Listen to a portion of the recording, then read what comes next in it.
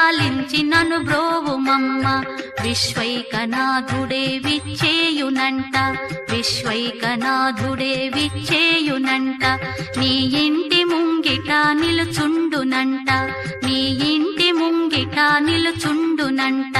అన్నపూర్ణాదేవి అర్చింతునమ్మ, నా మనవి ఆలించి నను బ్రోవుమమ్మ.